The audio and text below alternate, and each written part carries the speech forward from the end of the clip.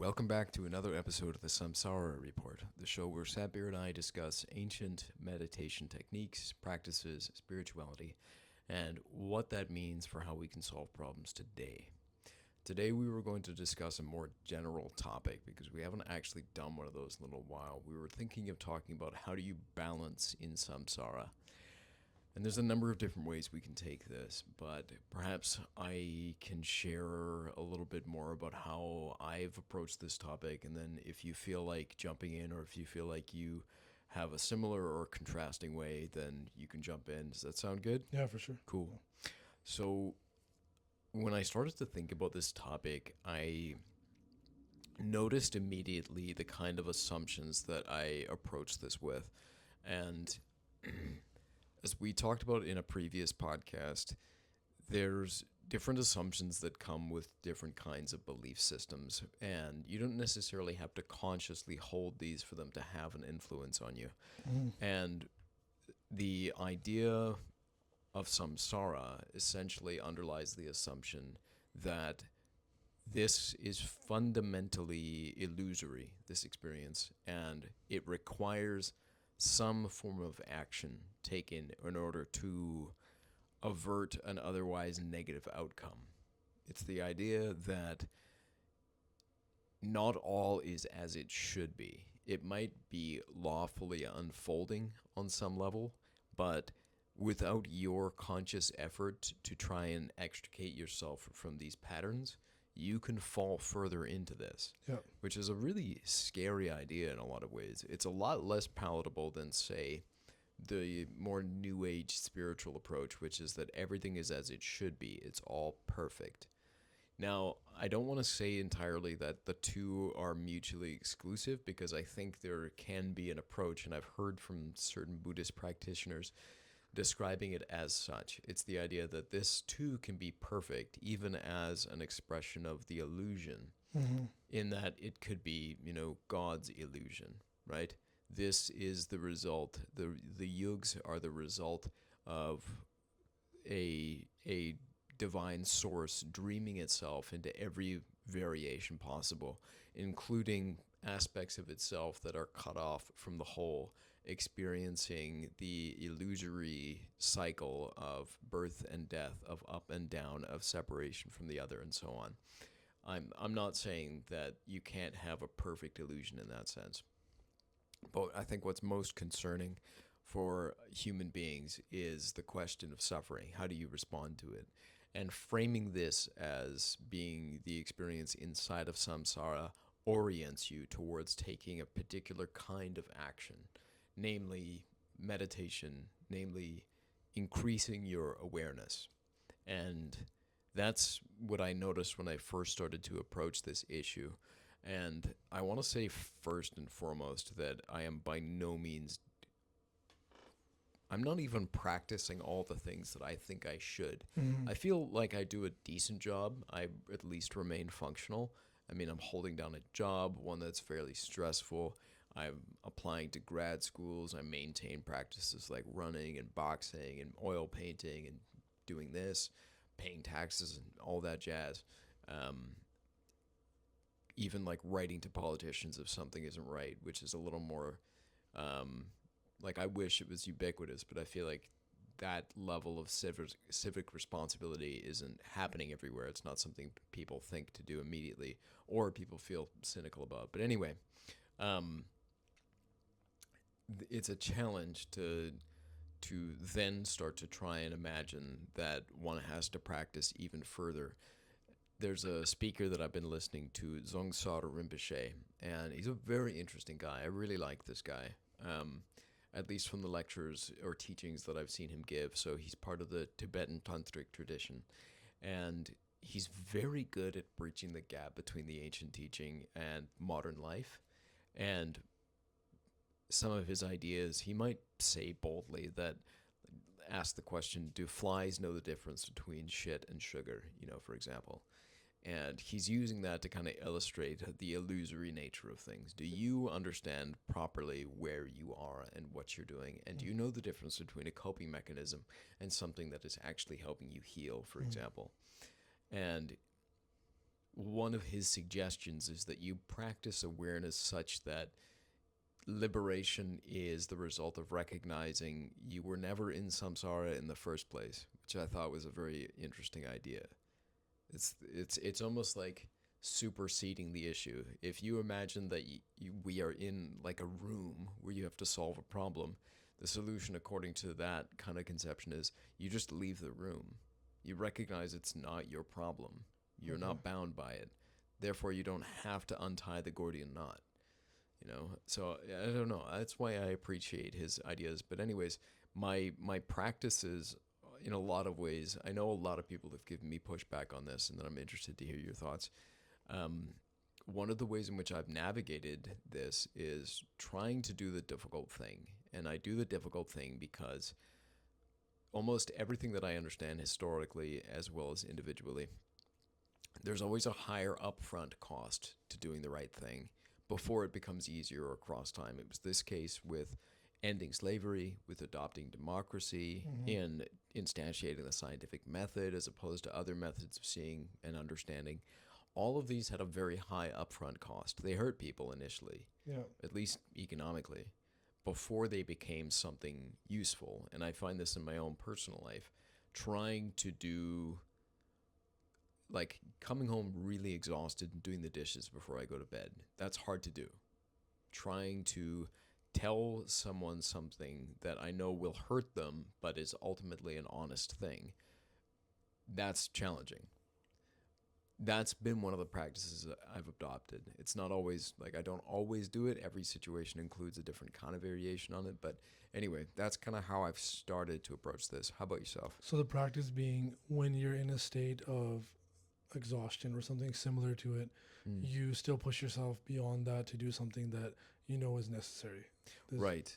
is that And what you're stating as the practice, or yeah, so okay, there's caveats to that, I know, okay? such as that like rest might take effort, but that's ultimately like an easier way of being. But anyway. No, I would. I think that in order to kind of move the conversation forward, continue to move it forward, I'd Mm. have to ask you a question. Mm. So, in today's society, and this is Mm. something that people often use to justify a lack of action with reference to their spiritual practice or their religious practice, Mm. they'll say that the responsibilities and kind of the amount of effort that it takes to live in today's society is greater than what existed when those spiritual and or religious practices originally were started or founded. Um, I think that arguments can be made for both sides on that. Yeah. I'm curious what you think. If you think it's the the the requirements and the responsibilities of the average individual is more intense now Mm. or less intense than it was, let's Mm. say 500 to 1500 years ago. I think it's difficult to say in that I don't think it's necessarily a framing of more intense versus less intense. I think it's changed. The responsibilities and the challenges are different than they used to be in that at least living here, for example, we have access to amenities, clean water, plumbing, electricity, warmth, heat, etc., Starbucks, such that we don't face the challenges that people faced in that era, 1500 years ago, 500 years ago. You had to address concerns of the body much more readily. They were much more prominent. Disease was obviously a bigger challenge in many ways. The risk of death due to wild animals or marauders, these are very different challenges associated with your work versus today, the much deeper and maybe more insidious problems of, AI and asymmetric warfare by various states, the fact that it costs a lot less to develop a drone or to try and synthesize some kind of chemical or biological agent in a secret, wet lab. Those are challenges that are quite a lot different, and they weigh a lot more on the mind. Say, I mean, when we're looking at the average individual's mm, daily life routine, right? right, I guess one of the best quantifiable metrics that we can use in this case would be time, right? mm.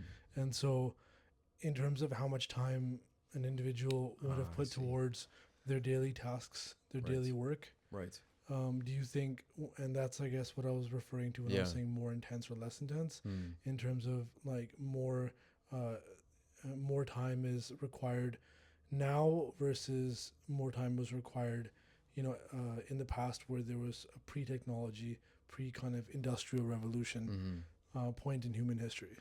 Yeah, again, I feel really hesitant to give any kind of like distinct answer in that.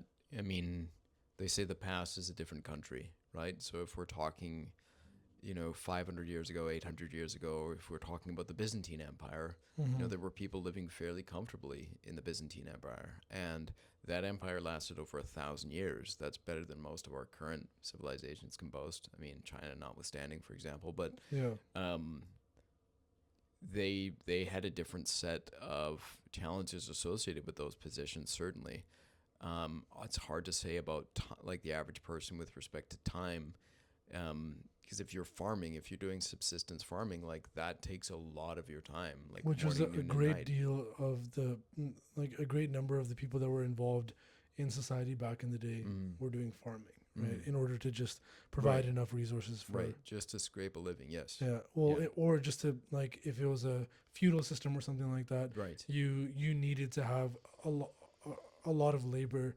specifically, tasked in growing food, right? Mm-hmm. So if we're comparing the experience of the average individual today, Mm-hmm. to the average individual back then, Mm-hmm. I guess you wouldn't necessarily compare it with, a person today and a king of that time, Mm-hmm. of the past. So Mm-hmm. it would be somebody who was part of a kingdom or part of a society and was required to do quite a bit of labor in whatever form it existed, right? Mm-hmm. So I think it's important to actually understand, because this is often something that people will use as a defense for why it is that they find it difficult to actually, do any type of spiritual practice. Right. They have more obligations demanding their time. Yeah, I see. and for me, I don't, like, personally, I don't agree with that Mm. justification or that Mm. excuse that people use. I Right. think that, you know, um, yes, things have become more complex, but I think the amount of labor that the average individual does, Mm. or the amount of working hours in a day that we spend, even with commuting and all that kind of stuff, Mm. I think it's still substantially less than what people experienced Right. being part of a society 500 to Right. 1500 or up to 3000 whatever years ago. Right. Even Yeah. think about the labor it required to turn on a tap versus go to a well and have to pull it up. Yeah, and all of those are examples, in Yeah. terms of where you sourced your water, I see. where you potentially would get your food from, Mm-hmm. like having to go to a market, as opposed to, just jumping in a car and going to the local or the local grocery store. Right. Right. So I feel that, looking at certain societies, Mm. India is a very interesting thing to see, because there's this huge boom now of technology and of advancement in the society. But when we were kids, Mm. you know, I was born in 1990, and we went to India first when, like, I first visited when in Mm-hmm. 95, and then we Mm-hmm. visited again in 2000. So I was 5 and like 10 years old, Right. and it was at a time when it was just before the technology boom had actually taken hold. Mm. And so we would go and spend time with the people that worked our fields, for example, Mm-hmm. and they would be outside laboring for anywhere from 10 to 14 hours a day. And just seeing the amount of consumption of food that it took to actually fuel that type of, work, that gave me a lot of perspective as a kid. Just seeing, they had to consume an insane number of calories to be able to work in the sun and to be able to kind of do this really difficult physical labor, right? Mm. And obviously, even there, like, in the 90s, we were kind of the landowners, and these were like the workers on our property. Mm. And that is something that, I think is more of a recent phenomenon, that there's land ownership that occurred on a wide scale like that. Whereas before, whether societies were kingdoms, feudal systems, or societies as they existed, you would generally have uh, a lot of the resources were held by By a lord or the lords or whoever they are. right. Yeah, and so yeah, I look at this and I look at kind of the difficulties we have in society now, Yeah. and obviously, like I stated, it's more complex. It Mm. takes more kind of potentially more computing power of our brains to actually understand how to maneuver through things. Mm. But I think that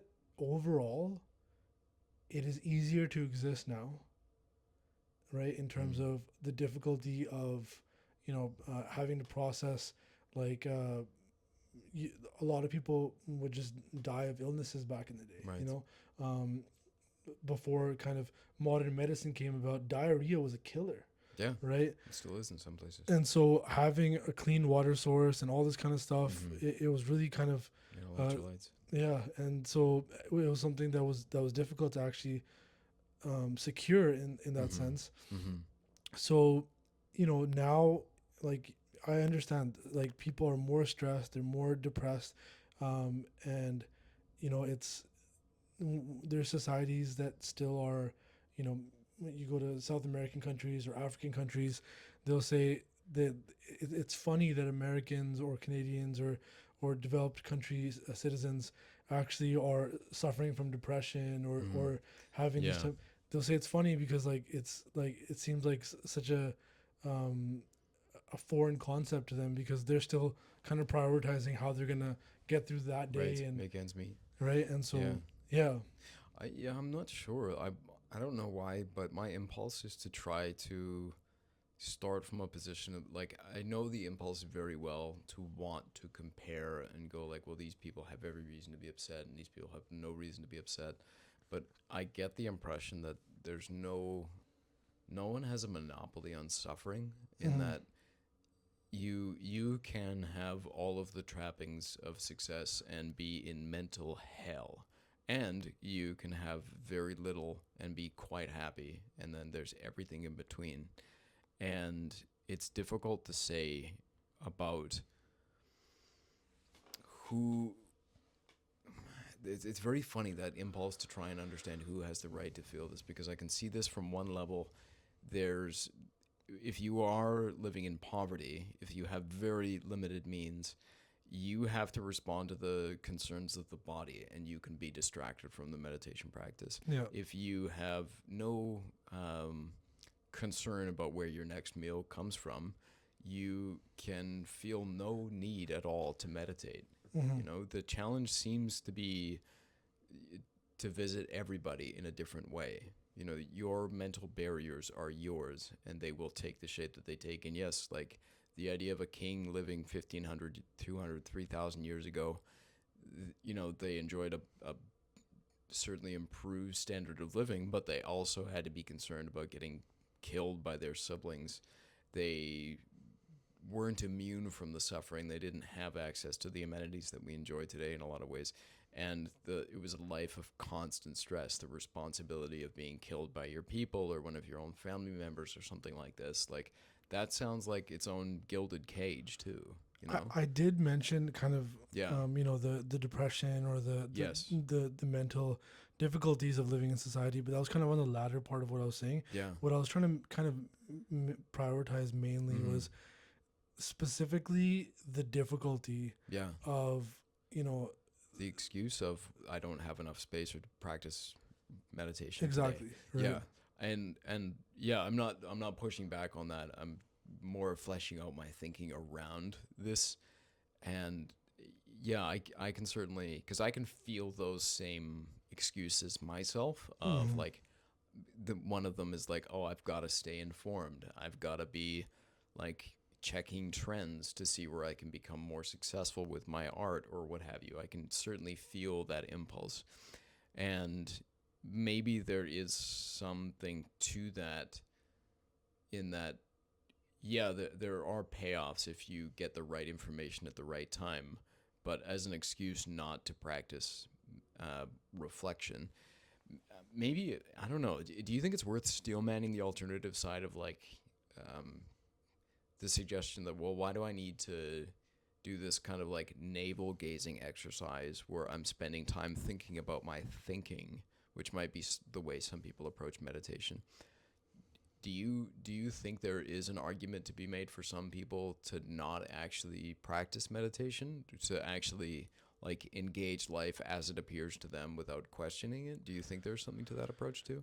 There may have been in the past. Yeah. Now there's been this kind of modern analysis of meditation and meditative practices, Mm. and it's now backed by research that an individual who meditates Mm. in the non kind of dogmatic meditation Mm. systems that exist will actually live a less stressed, more manageable day to day. Mm. And so now there's all these apps that exist Right. to kind of give people direction on how to meditate and what time of the day is kind of best for meditation, and track that for optimal results.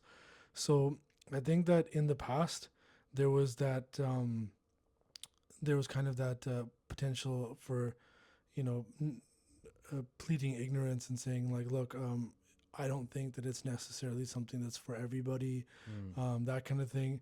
But in the same way that physical exercise, exertive exercise, has been Mm. proven to, like, uh, for the status quo, for the average individual, drastically improves your overall health in terms of your diet, your sleep, Right. Right. your mood and stuff, mood regulation, hormone Mm-hmm. regulation.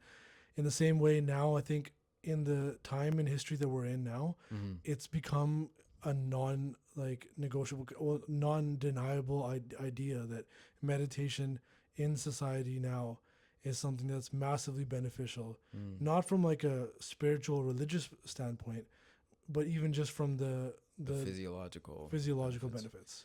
Interesting. I'm very interested in like these kinds of claims. Not that I feel like I've seen evidence to disagree, but always concerned with this $10 word iatrogenesis. Are you familiar with this? No.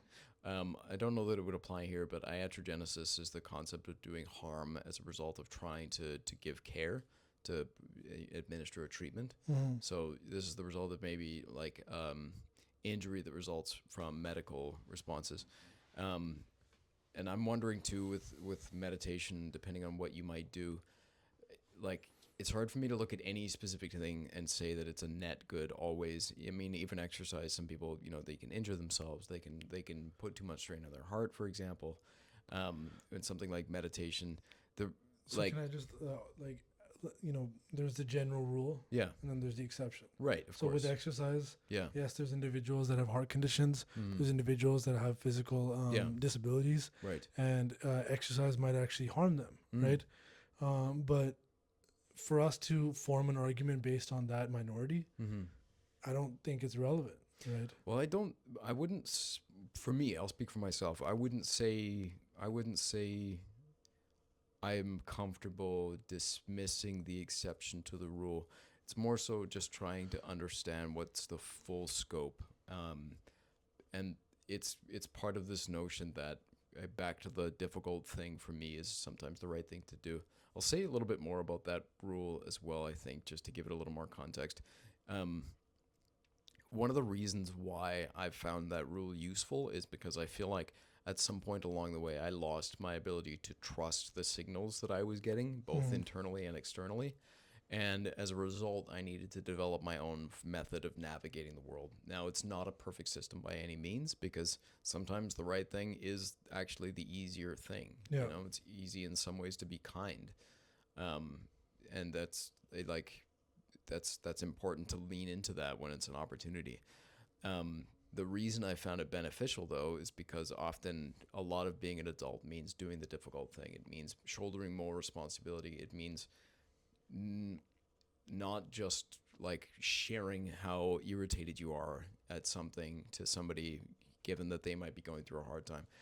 All of these things, keeping something in when you want to let it out, working to shoulder more responsibility, and making yourself actually look at something you're afraid to look at. These have produced benefits for me, but it's by no means perfect.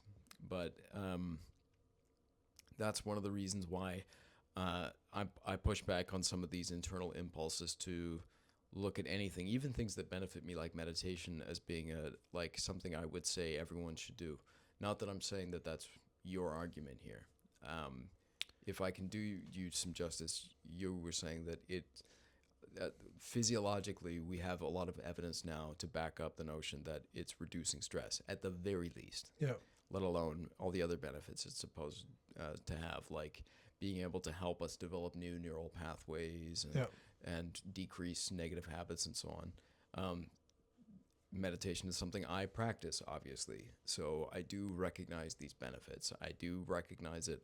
Now, the net positive for me is simply that I can recognize repetitive cycles and slow them down. Not all of them. It's a very long process, but did I do your argument justice there? Yeah, I would say so. Yeah. Okay, cool. Um, so based on that, what what are some things, if I can ask, that you have found to actually help you to balance the stress of samsara? You know, the constant cycles of action, of reaction, and so on. So the benefits I was talking about, Mm-hmm. that come from meditation, I think that the reason why those benefits are observed Mm. is because we live in a society now that is not just samsara, but it's a hyper productive society. That capitalism has had its role and its benefits in society, but Mm-hmm. it's also kind of led to a lot of just psychological side effects, right? And so meditation is one thing that like when I get the chance, which these days is becoming less and less frequent because of my own shortcomings. Meditation is one thing, but also I Mm. find that going to the gym Mm. um, and doing exertive exercise to Mm. the point of to the point of failure for muscles, and I have to stress that that's the point that I find is like most beneficial, to actually Mm. get to that state where Right, that's optimal. you have nothing more to give. And obviously you're not doing that at an extremely high weight when you're going to failure at the end. Mm-hmm. But I find that when I go back to my regular day to day after that, Mm-hmm. that I'm carrying less anxiety with me, Right. less stress with me. It might not be something that you'll observe the day that you work out, Mm. but that's where I usually find the benefits kick in the next day. Mm-hmm. But for individuals that have enough discipline to work out every day, Yeah. then you pretty much have this constant supply of stress management. Right. And so that's one thing I think that's really beneficial. And I found that working out alone wasn't something that I could solely rely on in that, kind of exercising vein. But I also needed to run. And, as Mm-hmm. humans, Yeah. I think we can, a lot of us and our friends and family have pets, and particularly dogs. And so you look at dogs and you see that if you don't walk them, they get obviously like you can have a backyard and you can just Mm. have a place for them to go take a pee Yeah. or, Whatever or they to gotta do. poo, but if you don't actually take them for a walk, that'll have Yeah. mental Right. implications, They go stir psychological. crazy. They go stir Anxious. crazy. And I find with our dog, he's a multi-poo, Malteser and a poodle, that even though he's a small dog, we find that walking alone isn't even sufficient enough. Mm. You have to actually run him. Yeah. And so there was a time when he was actually having a bunch of digestive issues, a bunch of issues with like behavioral stuff. Mm. And I told my wife that like, we should try to run him in a way.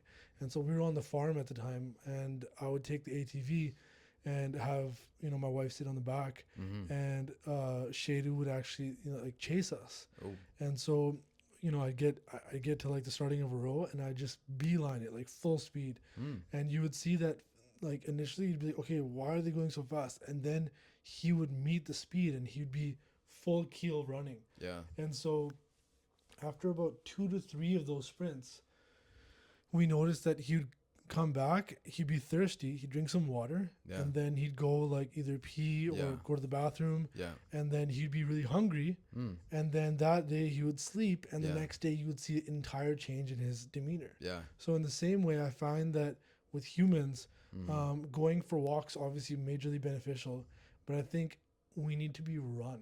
Yeah, I Right. can say like I ran hills this morning, and Yeah. man, do I feel like $1,000,000 after I do that. Yeah, I and so hate the idea of it it before I sucks. do it. Yeah, and there was a time when I was starting to notice weird physiological effects of things, Mm-hmm. and I started weight training. I wasn't finding full benefits from that, Mm-hmm. but when I started sprinting, Yeah. and jogging is one thing, but sprinting seems to be an entirely different thing. Mm. That the amount of overall system regulation, hormonal regulation that I found from sprinting was very notable, right? Yeah. I almost wonder if it's like it's included in that sense of like this is one thing I really don't want to do. Whatever it might be, as long as symbolically and honest to you, it is something you do not want to do, Mhm. provided it's not something dangerous or like really like negative for your health. Yeah. That seems to be like, at least for me, really important to include in my schedule. And like, I meditate every morning. Very rarely do I want to, but that does set me up for the rest of my day. Just that act alone, whether or not I actually manage to break through the nonsense going on in my head, just getting and doing a thing that I don't want to do, I can more easily approach the rest of the day, whatever the stresses might include. And it's not to say that it's always perfect. Some stresses exceed what I'm able to do with a morning meditation. Mhm. Sometimes I'll meditate at night afterwards if I need to. But that element, sprinting to me, is also the thing I don't want to do. Yeah. And like, is that something that's true for you too? Yeah, I mean, like especially in the beginning, Yeah. like Oh when yeah. you don't have that kind of you haven't observed the benefits of it yet. Yeah.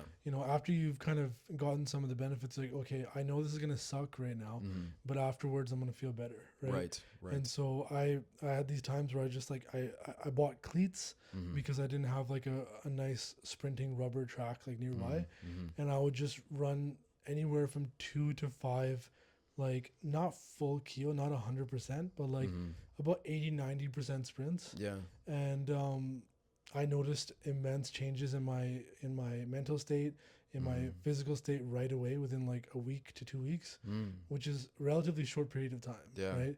And so that kind of covers the exercising, running part of it. Another thing that I find that really seems necessary for me to deal Mm-hmm. with the difficulties of samsara in this world is having individuals that you can go to seek counsel, right? And I mean friends, Yeah. I mean Trusted close others. friend, close family, Mm. um, obviously your partner if that's something that you find yourself in, and it's something that you know in our friend circle that I have, a lot of us will call each other on, and we find for some reason, and I guess it's not for some reason, FaceTime has its value, video calls have its value. We find that video calls Mm. are one of the best ways to kind of get this benefit to kick in, because you see like a response to the things that you're saying on the person's face Mm. as you're sharing them. So there's just more interaction that occurs there. And so I have kind of a network of friends that are all over the world.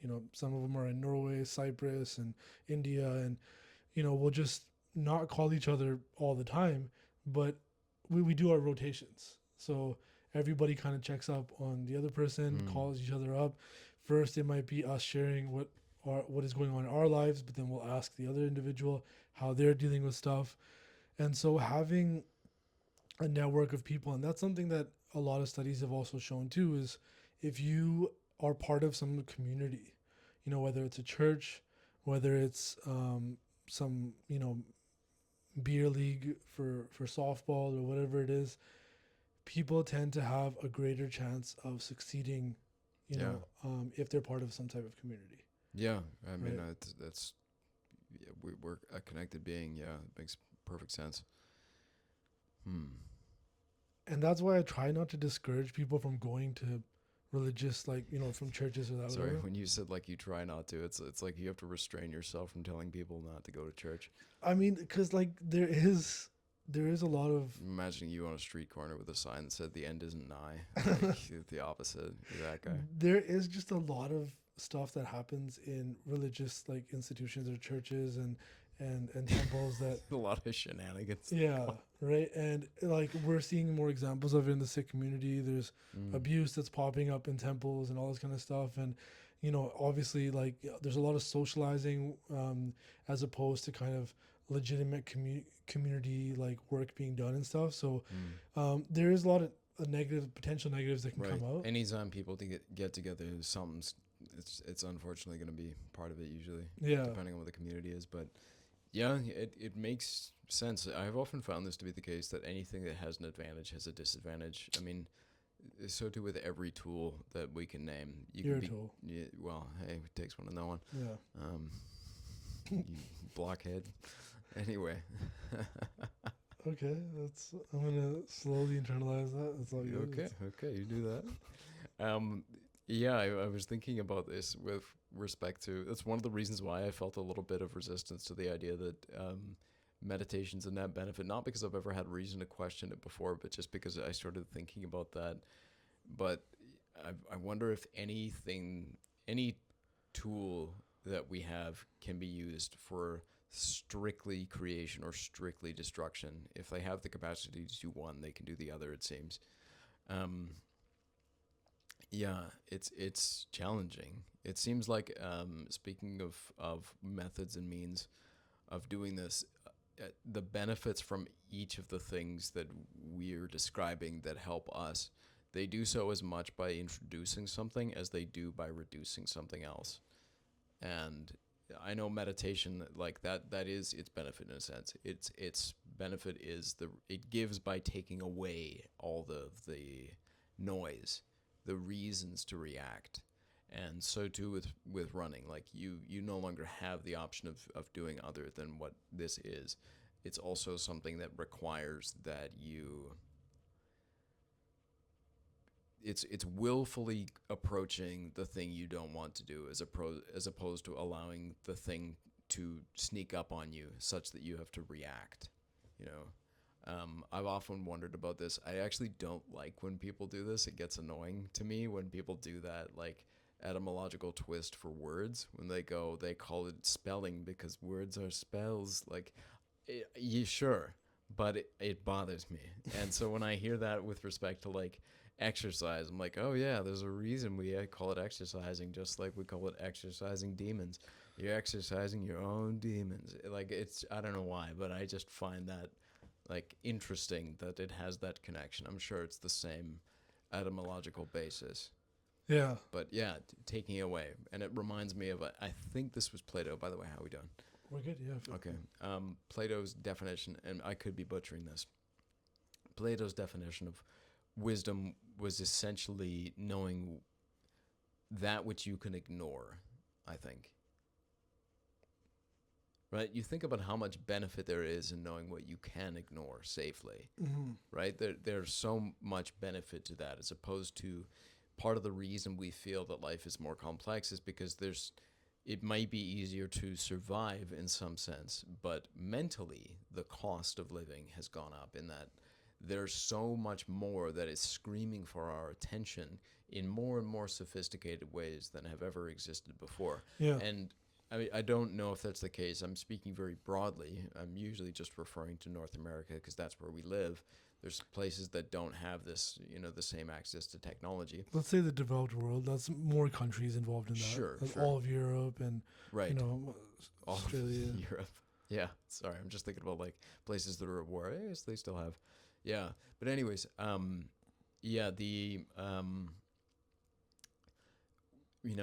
super stimuli, right? We haven't really talked about this, but I think more and more this is in the zeitgeist. We're familiar with this. The example people usually give is that if you make a fake peacock with bigger plumage, female peacock or peahens rather will approach that as opposed to an actual like male with normal plumage.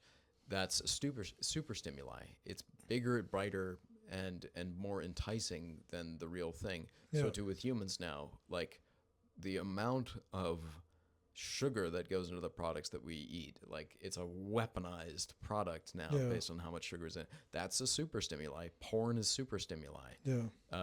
Video games are super stimuli. It's a way of collapsing reality into something that is tangible to you. Mm-hmm. I don't have to think about how hard it is to get a job if I figure out like where I need to go to get the key to get into the boss room. Yeah. You know, it's utilizing all the same feedback and neurotransmitter responses and cycles that we get when we're actually dealing with difficult problems in life, but it's making it much simpler and easier to access. And I fall victim to that. Like, you know, I played games when I was a kid. I try not to as much, but I still do. But it feels like it has a benefit for that reason. So that's one thing that we could also address is different games. forms of escapism. Yeah. And obviously they can serve to have like if you're doing it very sporadically, I think that there is benefit to these things, right? Really? Whether it's video games or it's going to the movies. And I can attest to that when a movie's really good and I haven't been to the theater in a long time, I can get fully pulled into it. Right. You know, I forget about my woes. I forget about what's happening outside of the theater. What's funny about that? Like, Sorry. what made you smirk? The word woes. Okay. It's just, I don't know. I imagined like you feel like lifted and like, like watching The Irishman or something. The last movie that we watched in the theaters was Ryan Gosling. Right. It was the Project Hail Mary. Yeah. Yeah. And like Ryan Gosling's Hail Mary. And it was interesting. Like it wasn't necessarily like a movie that I would praise to no end, but it was a good form of escapism. Yeah. And it ended up actually making us empathize with this rock-like alien that existed in it. But forms of escapism. So movies, video games. Actually, just about anything can be escapism. Yeah. Running can be an escapism. Substances, right? Oh, for sure. And so that's where a lot of people... Yeah, cake. So food, obviously, and then it goes into like food, sex, gambling, all these kind of things. And... pain. Yeah, and I think that... You had to go dark with it, right? But I think these things like can, provide some potential therapeutic benefit. Right. If done, like I said, sporadically or very rarely. Right. But when they become part of our routine. Right. And they also become something ultimately, potentially, that we rely on, that we require. Solely. That's where things obviously get squirrely. Yeah. It's like it seems a lot more easy to understand with certain forms of escapism. You're like, going to like one of those bashing rooms, like where you just basically rage rooms. Yeah. Rage rooms, right? Like you go there and it's like, sorry, I just imagined a group of people sitting around like spitting slurs at each other, like a bashing room. Sorry, rage room, yes. So these rage rooms smash stuff, right? Like people might be like, yeah, that's cool. You do that once a year or whatever, right? Right. But if you were doing that like every afternoon, right? Like without fail, right? It'd be easy to understand that that's ridiculous. But when you see people out there that use substances, whether it's things that are less innocuous, like alcohol or crack and all this kind of stuff that exists, right? Or if there's subtler forms, or if it's subtler forms, like more subtle forms, like work. Coffee. I'm specifically talking about substances, right? Yeah. Coffee, nicotine, all these kind of things. Vaping, we accept these as norms if they're more accepted by society. Yeah, but it's still a form of escapism, still a form of coping. Which I guess it seems to change depending on your framing of things. Like it's not a form of escapism if you think there's no point. If life is just this hellscape until you thankfully die, then these are no longer escape tools. These are the means by which you avoid hell itself. If you are thinking about this, and this is why we call this the Samsara Report, it's partially the framing that this is illusory, but it's this notion that there is a point to this, even if it's done as, like, I can speak for myself. I'm doing this as a thought experiment. Mm-hmm. Believe me, I haven't taken nihilism off the table. Yeah. I wouldn't want it to be the only argument there is, which is why I entertain the alternatives, like the idea that there is a point. And there is utility to me in holding out the notion that I don't know enough yet to tell whether or not nihilism is a correct assessment of the situation, or if there are spiritual or philosophical orientations like the Tibetan and, in some sense, like Sikhism isn't that different in its conception of this existence being one of illusion and suffering until you achieve liberation. They're very closely tied in that way. Yeah. Until I have evidence to discount that, I wouldn't want to have nihilism tabled wholesale. But I can easily see the argument for it, and I can easily see why addictive practices quickly become the only thing that makes sense when it is that painful and that absurd. All of the practices that we listed as being helpful ways of balancing only make sense if you think there could potentially be a point to this, even if it's not something that makes sense in this moment. Yeah. Because in that sense, like, the irony is we're discussing the idea of liberation, moksha, or enlightenment as being something that potentially exists, but we don't have a conception of what that is, ironically.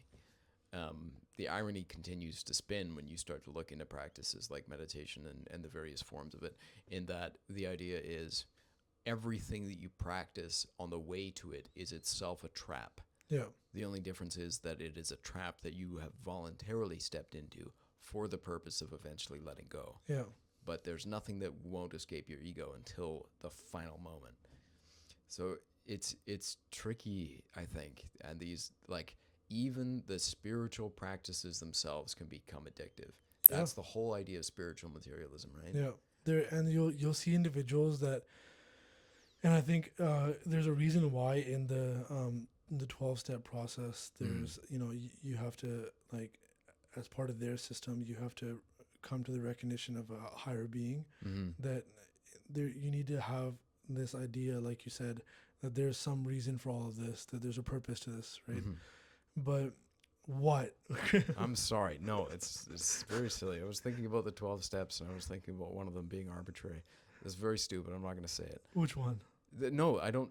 I actually don't know all of them, but I was thinking of. You don't know all 12 steps? I don't know. Well, What's one's wrong? yeah, I know. Tell me about it.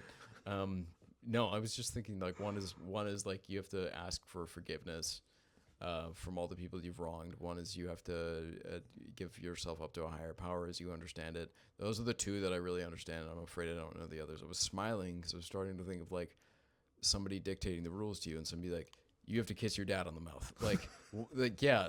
That's where you went first. Immediately in my head, like, it was like, insert a ridiculous rule, and that became one of them. There you go. Like, what, you don't want to be a part of this program? You can't do something as simple as kiss your dad? And sorry, that's why I started smiling. No, all good. I told you it was stupid, man.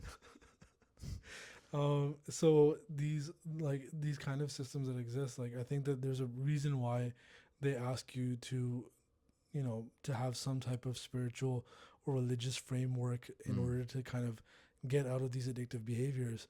And it was really eye-opening to hear Dr. Gabor Mate's perspectives on addiction. And I do implore, like, that anybody listening, go and check out his work if you never have. Even if you listen to some of his sound bites, right? Like, you don't read his books or, like, listen to his lectures or anything. Just listening to his sound bites, you get a lot of perspective on why it is that people fall into addictions. It's factors that might even be outside of our perception, right? And so he's an individual who also struggled with addiction, and he had addiction in various different forms. One was he was addicted to collecting CDs, right?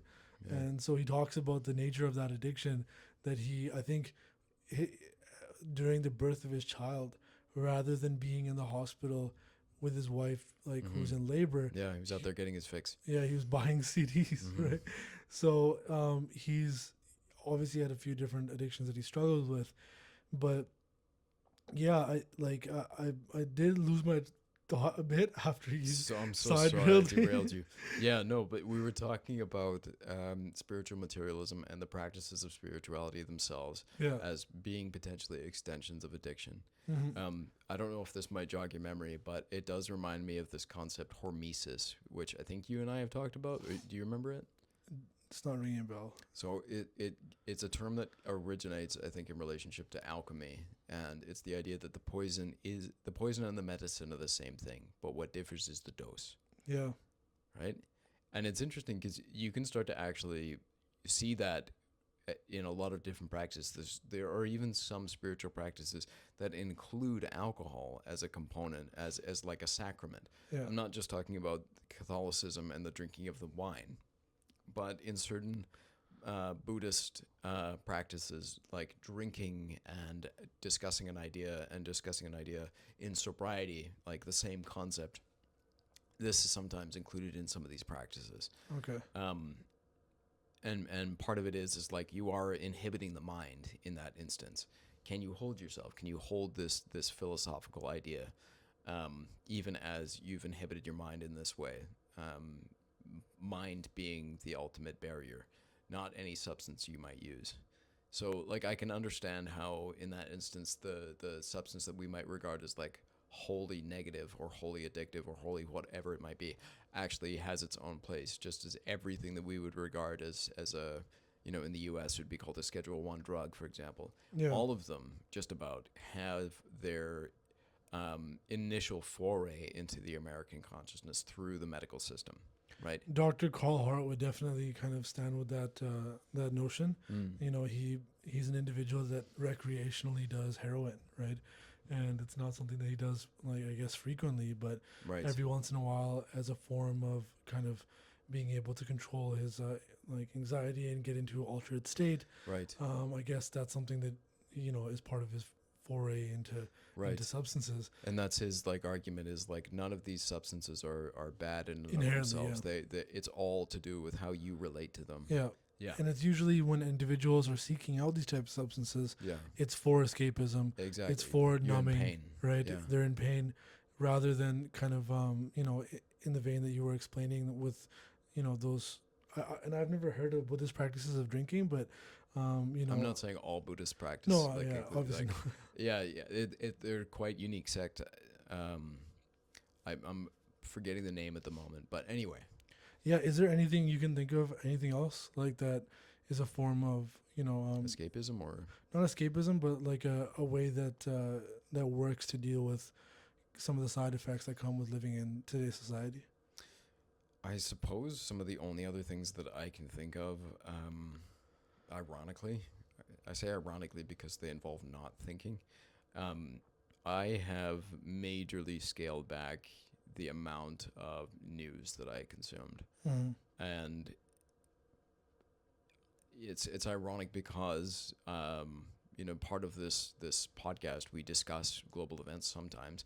In that case, I will zero in on specific topics, but choosing to not practice ignorance in that sense, but direct my attention to things that are more tangible Yeah. has been invaluable.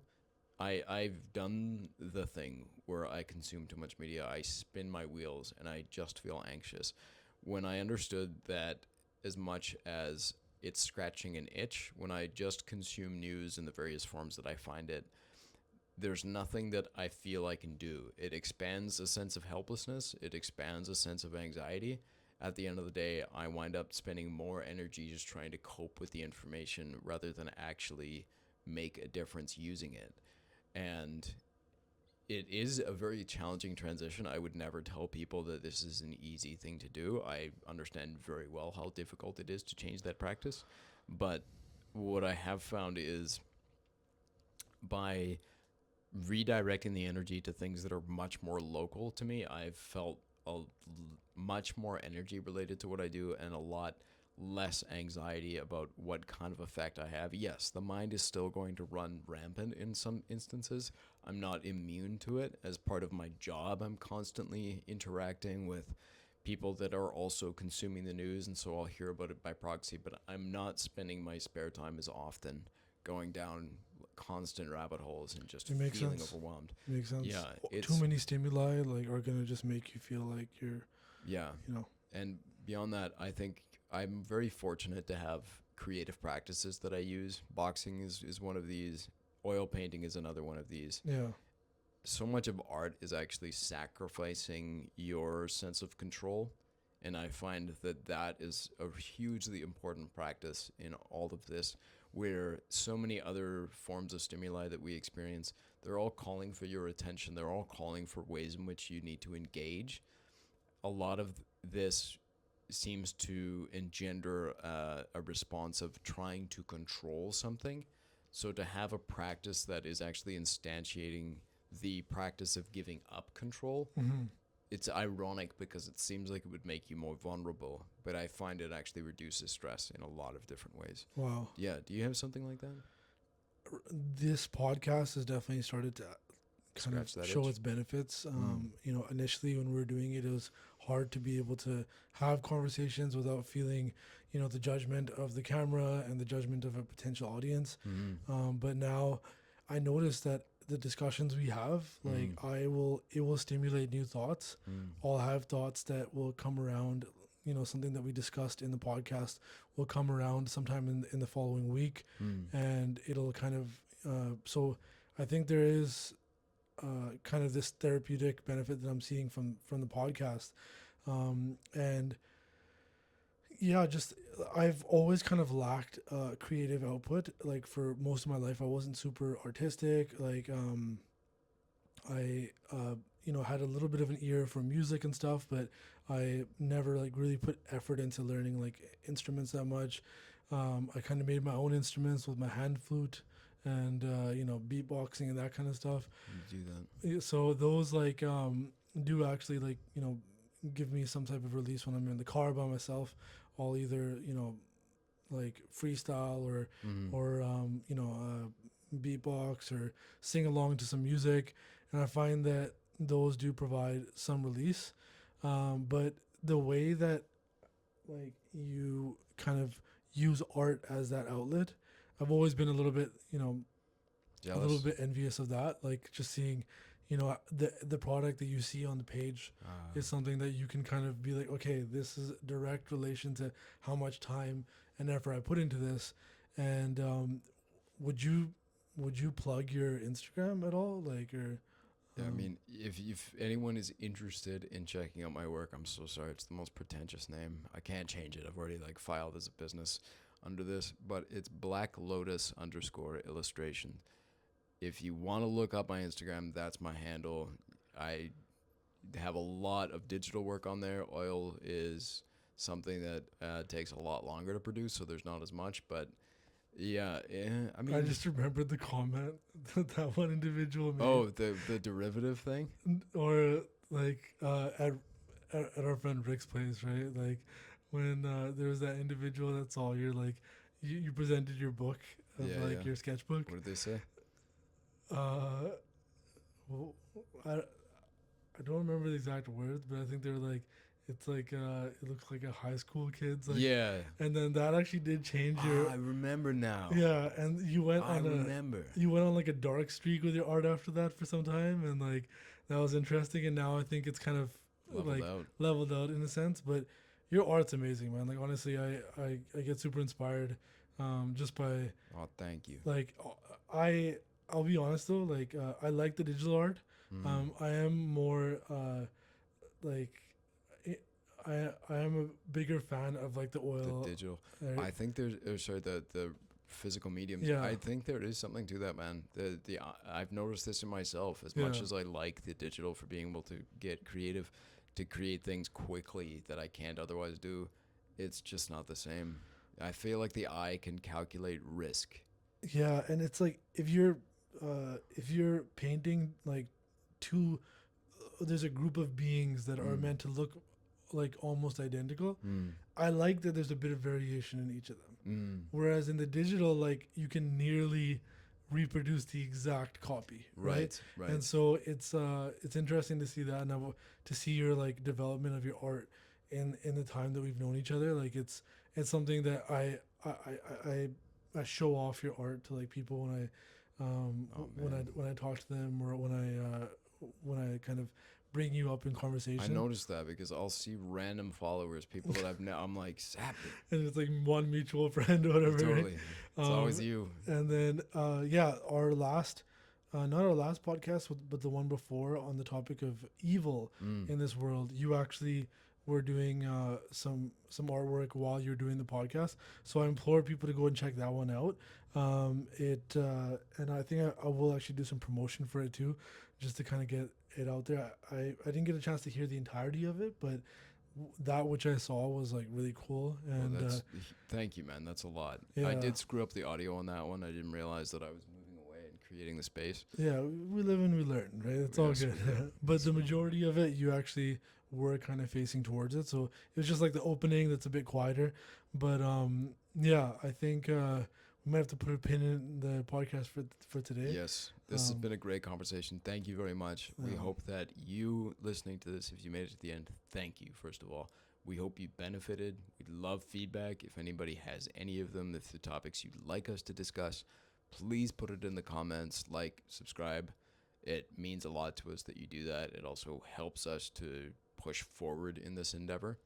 And again, thank you just for listening in the first place. Thank you, and we'll see you guys next time. Take care. See you.